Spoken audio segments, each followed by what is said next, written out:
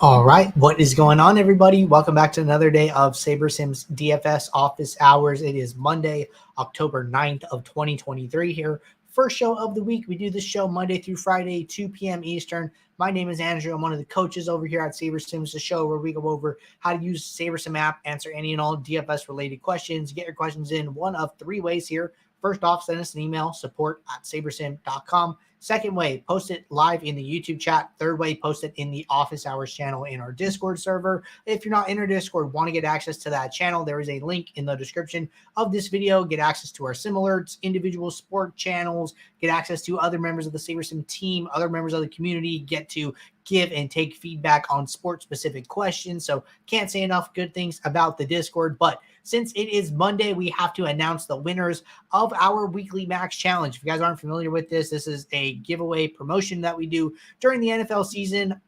You can find details in the link in the description of this video. There's a link to this page where you can even sign up if you are not signed up. We have weekly winners, season-long winners.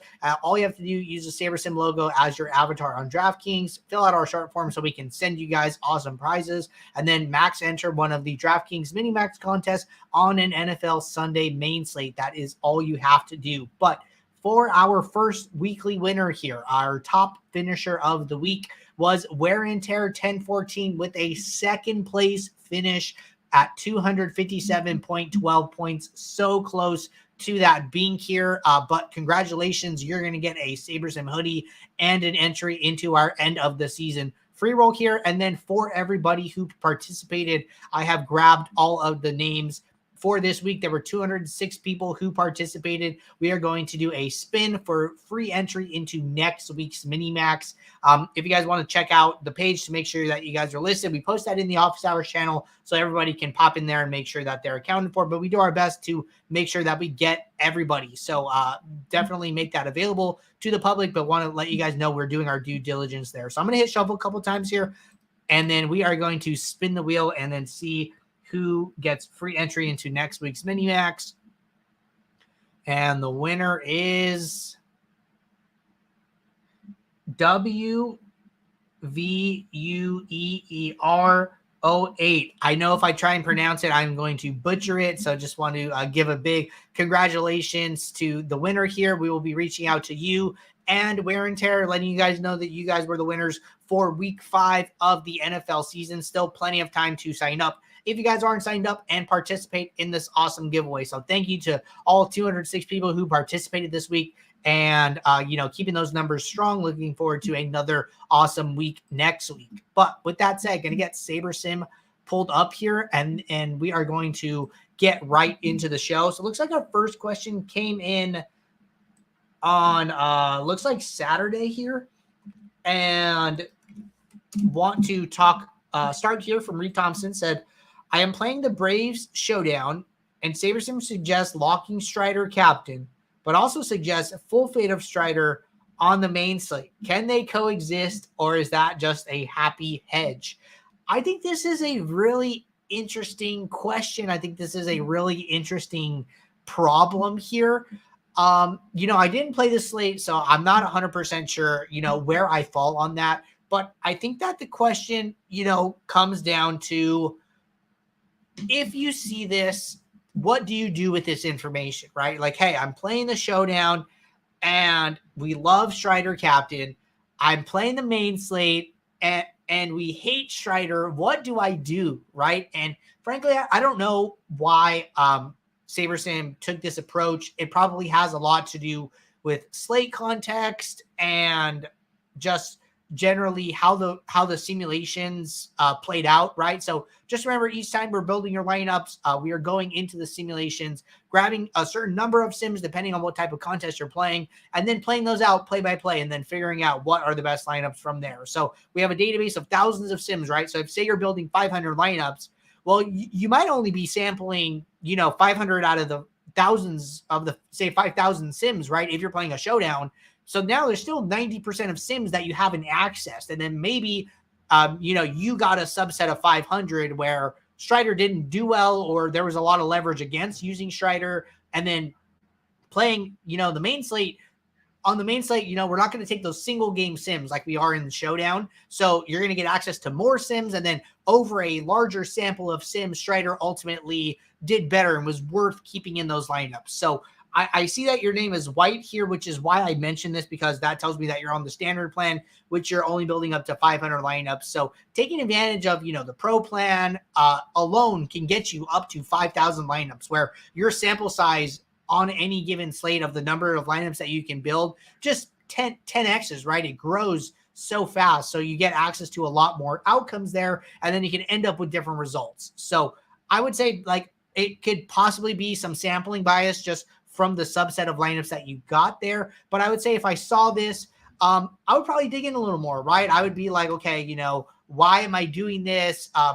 Is it pitch count related? Like try and make sense of the results that you're seeing, and then decide what you want to do. But I think that, if I'm in your position, what I would do is I would probably play closer to the player's ownership. And the reason for that is that matching exposure to ownership is the most neutral thing that you can do in your portfolio. If the player does good, you have equal percent of shares as the rest of the field of lineups that are still live. And then if the player does bad, you lose equal shares to the field in comparison to the field that the field lost. And then you still have so many lineups that are still live without that player, right? So if you're unsure, matching exposure to ownership is the best way to go. I think that's very interesting, and kind of wish I played so I could have determined, why the Sims were doing that. But awesome question to get us started. All right. Next question here from MPKR. Question says, is the correlation slider a filter that grades/filters lineup by correlation for the lineups created from the play-by-play sims, which should already be correlated? Great question. So the correlation slider is essentially a multiplier. So what it does is that you're correct that there is natural correlation within the sims, and those correlations are represented on a player-by-player basis. When you click on any individual player, if I click on Patrick Mahomes, I could see the players that we say he is most correlated to, and these are the average correlations, right? When we build your lineups, so I don't really care how Patrick Mahomes correlates to the other players in the game when he has a very bad outcome, when he scores his 25th percentile, which is well below his mean, right? He's probably not going to get into my lineups at that correlation level. So I don't really care about that, right? What I care about is what we refer to as upside correlation.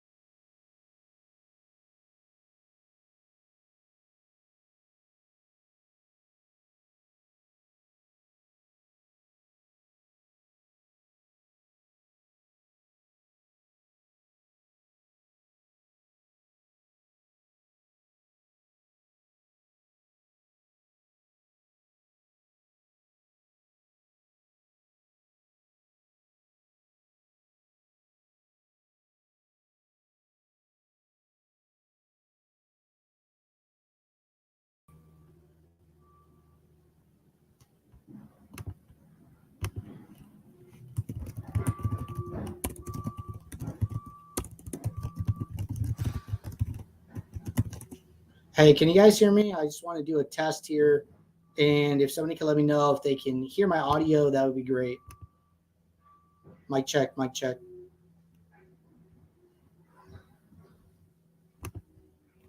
All right, so apologies about that, guys. I'm going to finish the show here on my laptop and not going to have a camera, but at least we can get through all of the questions. So thanks, guys, for bearing with me through that hiccup. But getting back to what we were talking about here, right? We were talking about correlation we're just talking about correlation in general, right? So I was going through this example with Patrick Mahomes here and talking about the average correlations, right? But we don't care how he correlates on average. We care about how he correlates when he has a good game, when he has these 85th percentiles, 95th percentiles, 99th, right? Those upside correlations are what we call it. He has an upside outcome. How does he correlate to his pass catchers, to the opposing team, etc. here, right? In these specific scenarios. So that is what the correlation slider is looking at here. And depending on the slate, the correlation slider is going to be at a different value. So this is essentially a multiplier. So what's happening is that,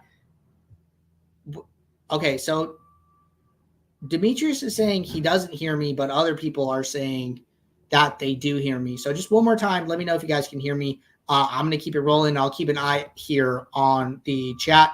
But getting back to it, right? So what the correlation slider does is it takes the outcomes from the sim and says, okay, hey, Patrick Mahomes had a really good day. Let's boost the players around him, the players that he's correlated to, and basically provide a projection multiplier here. So what this does is that this takes the correlation that's already there and enhances it to get these very highly stacked lineups. So, we always say that, hey, SaberSim builds you for MLB 4 stacks out of the gate, 5 stacks out of the gate. Well, how does it do that, right? The natural correlation is fine, but this upside correlation just boosts that fact. So if you turn correlation off as like a test for MLB and then run a build with correlation at 0, you're going to get some stacks, but you're going to get, 2 stacks, 3 stacks. The correlation slider is going to say, hey, we want to really take advantage of the correlation and enhance it. And that multiplier that's applied is how you get to those 4 stacks, those 5 stacks, those really big stacks there. So that's what the correlation slider is doing. It is taking your correlation and taking it to the next level. So really good question there, and happy to talk about that further if there's any more questions. All right, our next question here was from, who was it from? From Point Blank. Point Blank said, I'm experimenting with a max exposure to ownership function with showdowns. It looks like if you set the minimax exposures, you cannot manually override it with respect to individual players. Is this correct? Is there a way of doing this? So if you use the match exposure to ownership function here, which I will just display how to do that. So what you do is, like, say I'm doing it for this slate, right? I go to my own, and then what this is going to do using this match exposure to ownership, it's going to set a range for the player to come in at. And the reason it's setting a range is to just give the builder even a little bit of flexibility here. So by setting a range, that allows for the exposures to be close to the ownership, but you're not saying that SaberSim has to match it 1-for-1 here, right? And let me just put the question in the chat as well. That way you guys can see what I'm talking about. But this is the question here.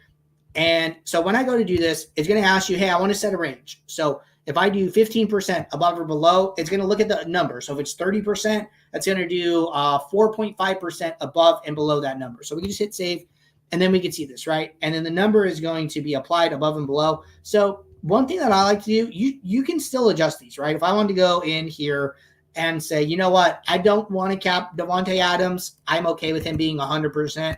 I can go in here and I can make that adjustment. So making manual adjustments beyond that option should work for you. So if that's not working for you, what I would do is I would try a hard refresh. I would do a Control-Shift-R, Command-Shift-R, depending on what your operating system is here, if you're on Mac or Windows. But, just reading the question for myself, it it says like, it looks like if you set minimax exposures, you cannot manually override it with respect to individual players. So what I would do is I would use the match exposure to ownership first and then apply any manual adjustments you want after that. So small tweak there. Maybe you are setting min exposures before and then using it and it's not working correctly. I haven't tried it that way, but I would just do it the opposite way and you should be fine. So really good question there.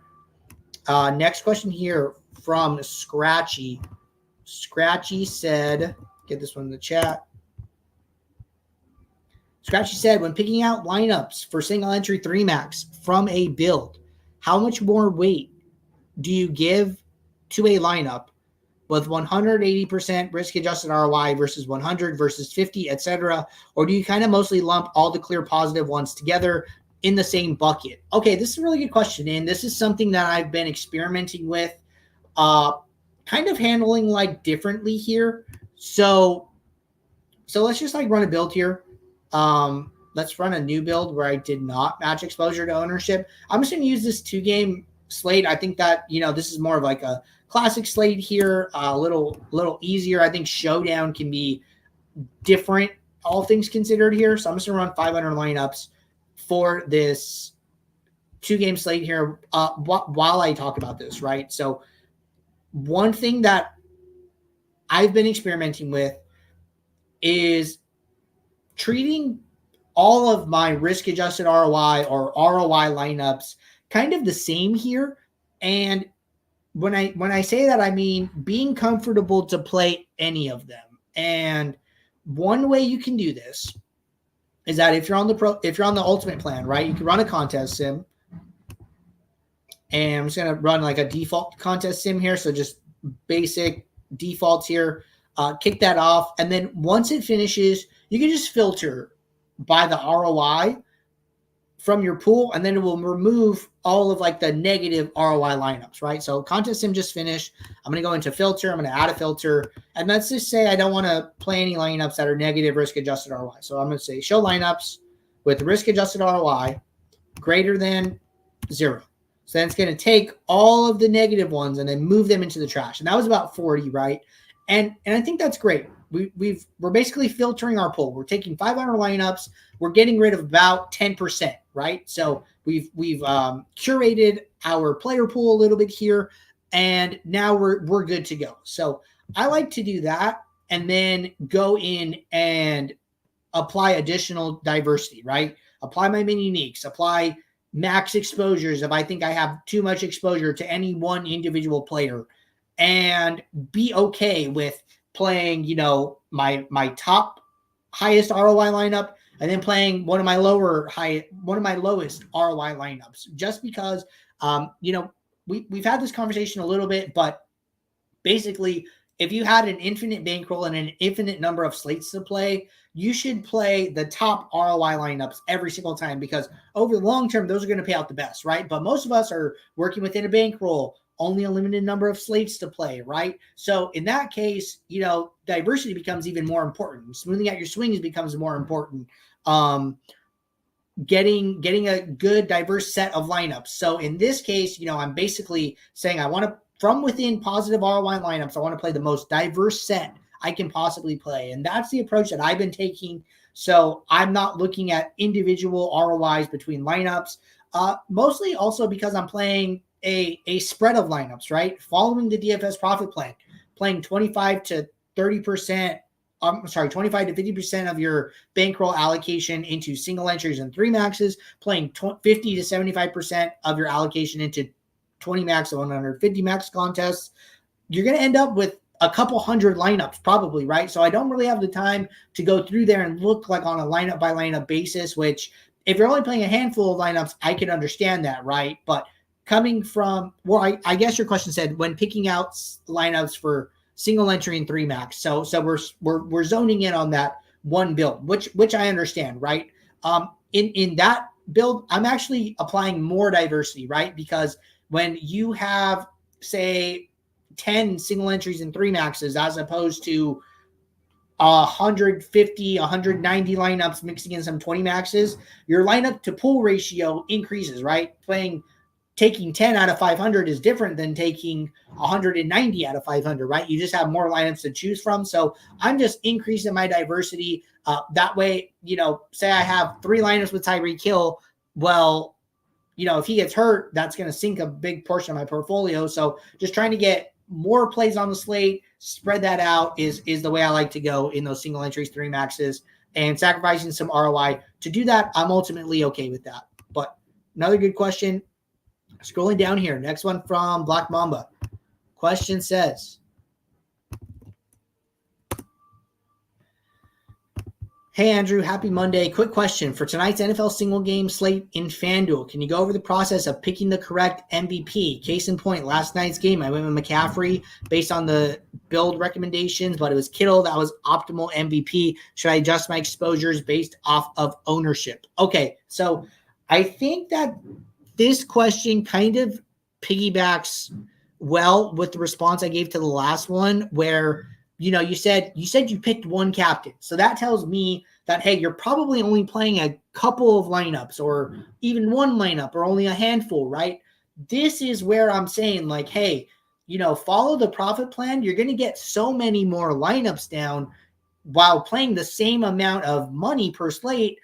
And you're going to get access to so many more lineups where if you had 150 lineups, you're going to not only have Christian McCaffrey captain, right? You're going to have a mix. You're going to have some George Kittles. You're going to have some Ayuks. You're going to have some Purdy's. You're going to have some Cowboys as well. So like the DFS profit plan, the whole point of it is to help you smooth out the variance while still allowing you to grow your bankroll. And I think this is a great example, right? Maybe you're playing one higher dollar single entry, like a $25, right? Well, hey, you could have played the 150 max nickel and got 150 lineups in for $7.50. And then maybe you even play the 222, right? And you get, 10 lineups into that. And all of a sudden you have way more lineups than just the one you played at the same bankroll level. So that's kind of what I'm talking about here, is like getting a good mix. Ultimately, we don't know who's going to be the highest scoring captain on any given day. So the best thing you can do is diversify your portfolio and get shares of different players. And then you can still get leverages, but you're going to get a better mix overall. So that's kind of exactly what we're talking about here. All right. Next question here from Goat Napped. Question says,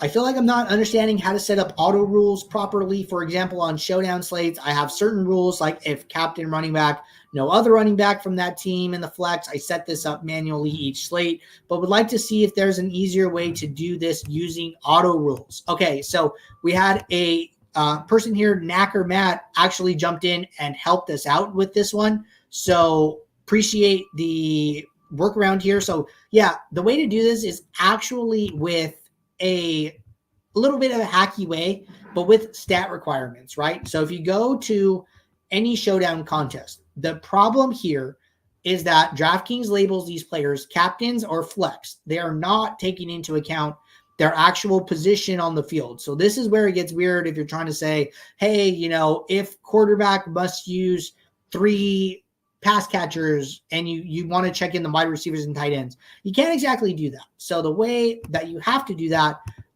is 2 ways. One, you can do a manual rule, but the problem with a group manual rule is that you have to come in here and you have to do it like every single time, right? So if I'm doing if at least one, then use at least one. So I'm saying if at least, Jimmy G, then use 3 Raiders flex players that I pick, but then you have to go do it for the next slate and the next slate. So if you want to create a rule that is going to carry over slate to slate, what I would do is use a group automatic rule.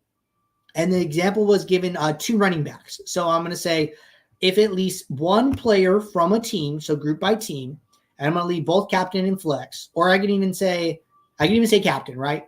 So the example was, hey, if I play a running back and the captain, I don't want another same team running back in the flex. So if at least one captain from a team, then use exactly 0. I'm going to do flex on the same team, but here you need to add stat requirements, right? So these requirements allow you to go in here and say, hey, if this player has rush attempts, rush yards, rushing touchdowns, any of these, right? And I would recommend looking at the players in question, right? So if I want to go and do this, maybe for Aaron Jones and AJ Dillon, right? So another thing I can do is I could right click on position to just look at the running backs quickly here. And then I say, okay, how many attempts does Aaron Jones have? So Aaron Jones has 12, AJ Dillon has 8. So I can just set the requirement here. So if the captain has greater than 8 rush attempts, then use exactly 0 players on the same team who have rush attempts greater than 8. So then by doing this, what I'm saying is that, hey, if we use Aaron Jones or if we use AJ Dillon, do not use a player in the flex that also has 8 rush attempts. And then this will solve the problem that you're getting to, right? You could do this with receivers. You could do this a couple different ways. You could even do opposing team, right? So there's hacky ways to get what you want. You just have to use the stat requirements to do it. But I think that's a good question, and I think that's a solid workaround. So thank you, Knacker Matt. All right, we're going to jump over to the YouTube chat here. And first question I'm seeing from Western Decline says, what's the best geo mean to stay under to avoid dupes in Showdown? So this is a contest by contest question here. And the reason it is because, so what geometric mean does, it is a formula to estimate how likely you think a lineup is to be duplicated in your contest. But the contest size comes into play here. So a geo mean value for a single entry 1,000 entry contest is going to have a different number of estimated dupes than a contest with 100,000 entries, right? So you can't take one geo mean value and apply it across the board here. But what I would suggest doing is going to our help docs here. So go to the top right drop down menu, go to help. That will open up our support library. Go to frequently asked questions and then type in geometric mean or search through the articles. It says, how does product ownership and geometric mean work? That is going to allow you to, I have a 4-minute tutorial video there talking about sum ownership, product ownership, geometric mean, how they work, how you can apply those in the app. And that video is going to basically walk you through the formula and how to do it here. So a little limited in my current capacity here, doing this stream on the fly here. So I'm not going to showcase that for you guys, but in our support docs, you can find that video and that should help you out a ton.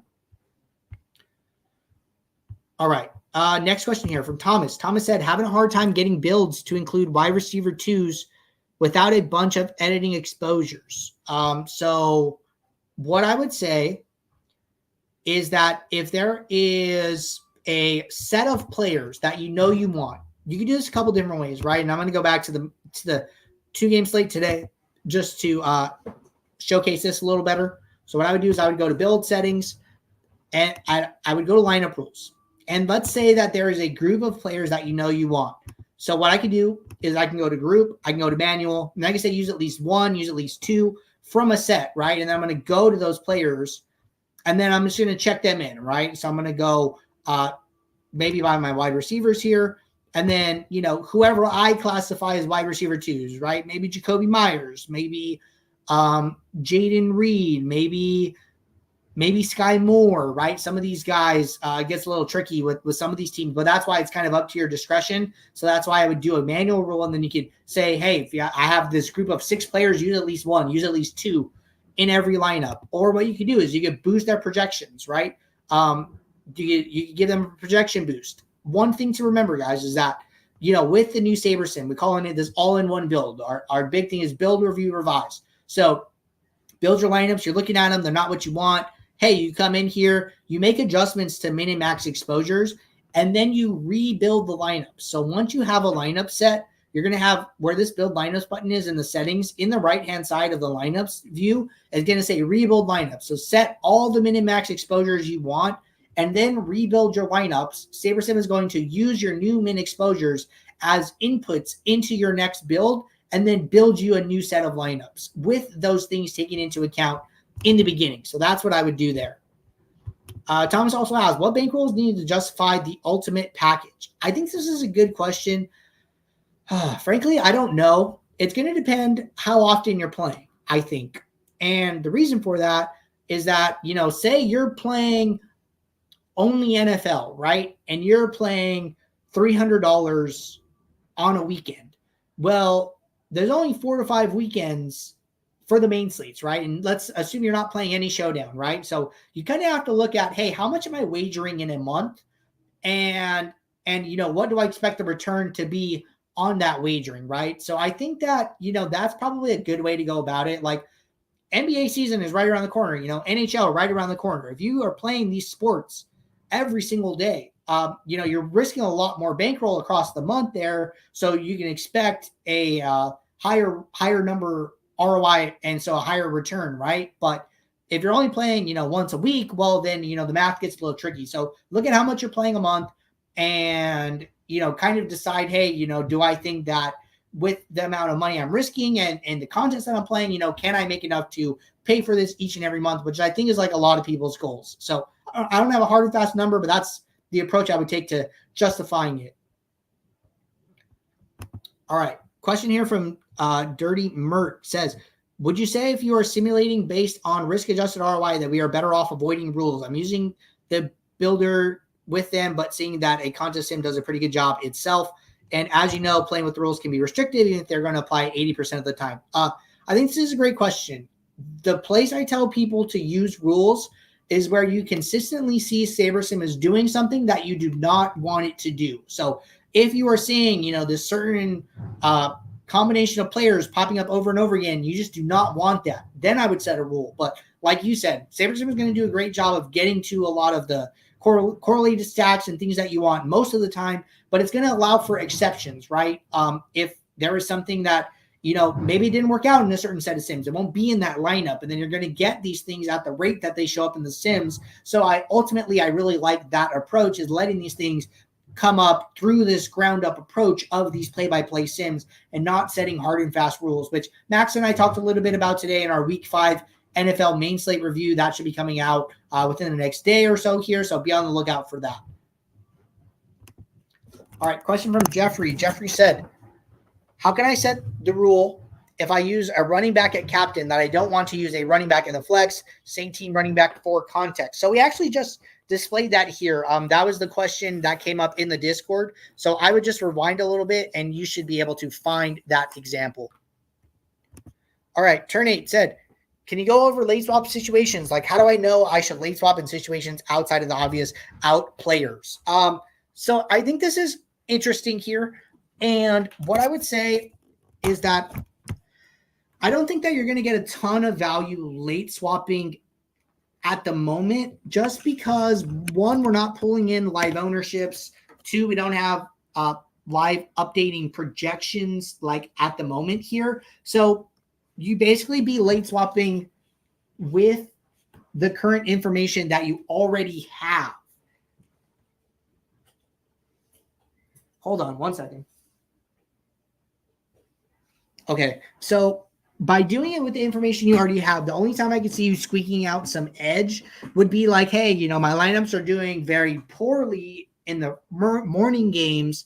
Maybe I want to be a little more risky in the afternoon games to try and get back some min cash equity, right? Or maybe you're doing really good and you had a lot of low owned pieces already do well. Well, hey, maybe I want to play a little chalkier in the second half of the slate. So like, those are the only times I could see late swap being good in NFL currently here. When we get into NBA, like, late swap is huge, right? Just because players get scratched out time and time again, and value opens up and starters change, right? But for NFL, basically until like there's like live contest sims, I think when there are live contest sims, that's going to be a great opportunity to late swap before the afternoon games. But prior to that, I would only do it in like those specific scenarios.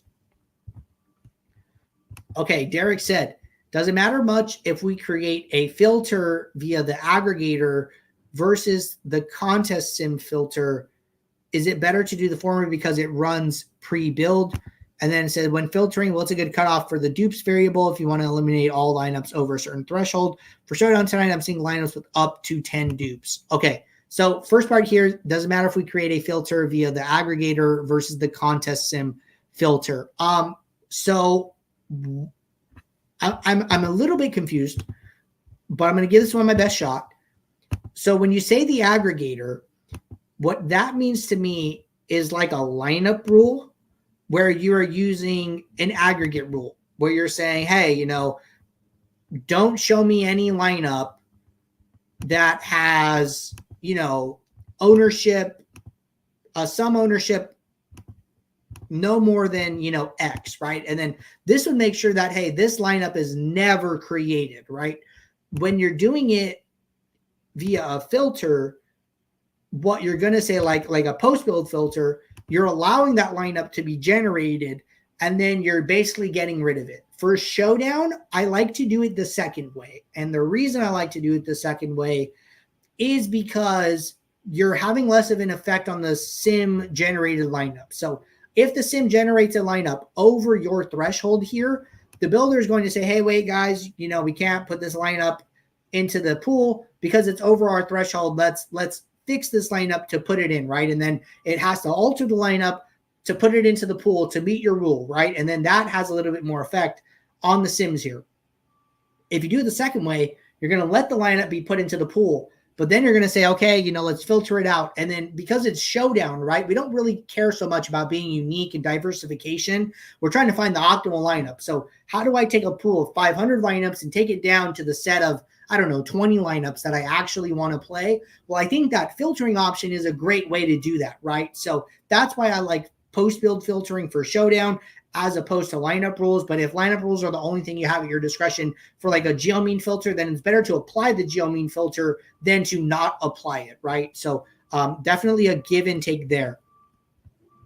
And then the second part was, what's a good cutoff for the dupes variable if you want to eliminate all lineups over a certain threshold? So I think that the dupes new contest sim variable is very cool, right? If you guys aren't familiar with it, basically if you run a contest sim for Showdown, right? So I'm just going to build 200 Showdown lineups really quickly here. And I always like to open up the min salary, guys. I don't know if you guys are doing that, but I think salary is like one of the most driving factors towards duplication in Showdown. Like salary is correlated to projected points. So the less salary, the less projected points on average. And then ultimately kind of the less dupes in that regard, right? But I'm just going to make like a basic contest sim here, and I'm going to run that. And then the question was about the dupes contest sim metrics. So this is a new metric. So when we do the ownership build, we do it differently than we do a regular build, right? So let's say that, you know, you build a pool of lineups, and then we always talk about the sim optimals variable. So what sim optimals is, hey, when this lineup comes up again, we're not going to put it into your pool. We're just going to tally that information, right? And by tallying the information, we're using that as a variable in your Saber score metric.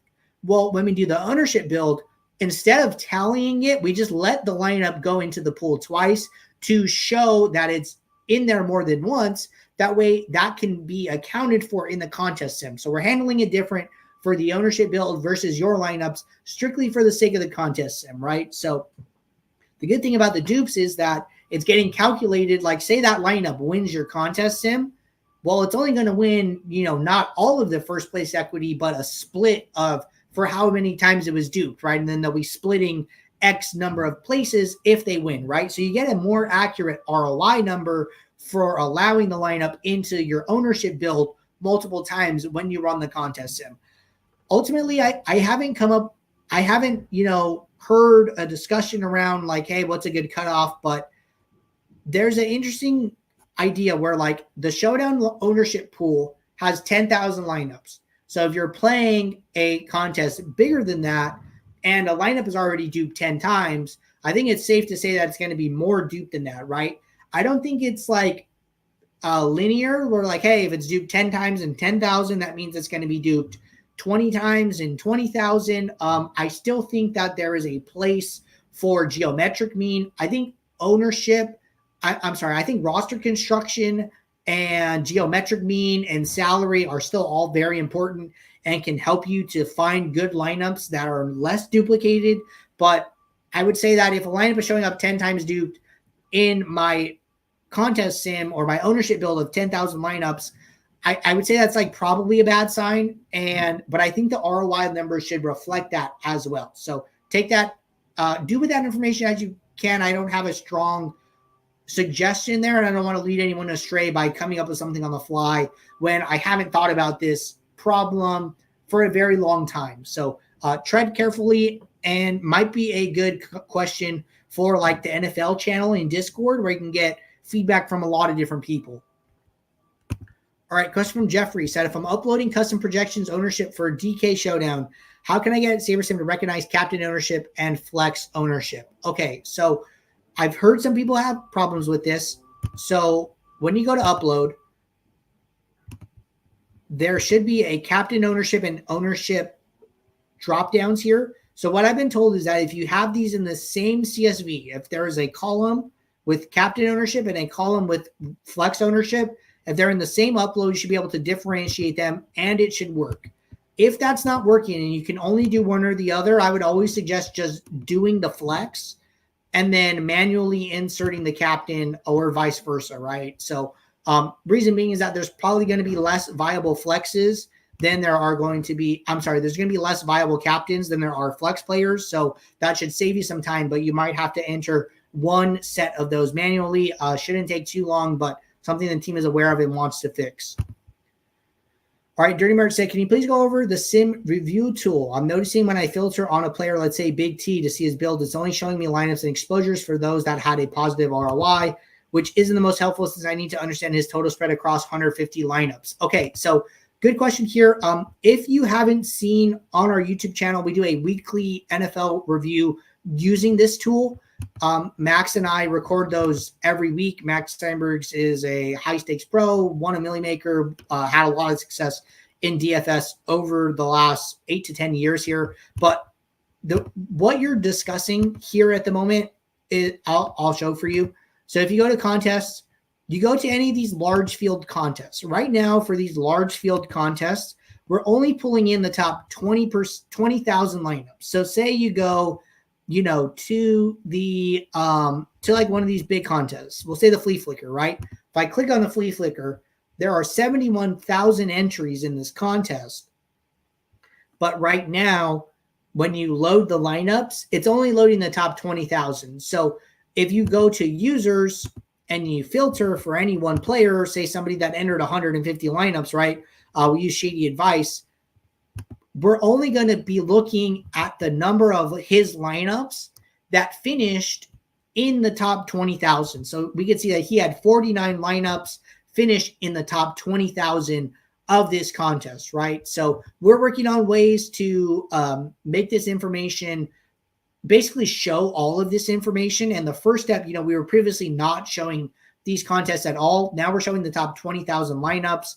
The user summaries are correct here. So if you want to see what any individual player did across their set here, like this sim ROI is across their 150, right? These unique lineups, these average scores, they're not their stack exposures and player exposures, but some of these sim metrics are all across it. So we're still working on making this better each and every day, but that is what it is showing at the moment. So hope that helps you in your process to just understand what you're seeing and take away the correct takeaways there. But that was our last question in the Discord and the Office Hours channel. In the YouTube chat. Appreciate you guys tuning in. Appreciate you guys sticking it out while I switch computers here midstream. So we'll be right back here tomorrow, Tuesday, for our next show. Until then, take care. Good luck in your contest. I will see you all. Thanks. Bye.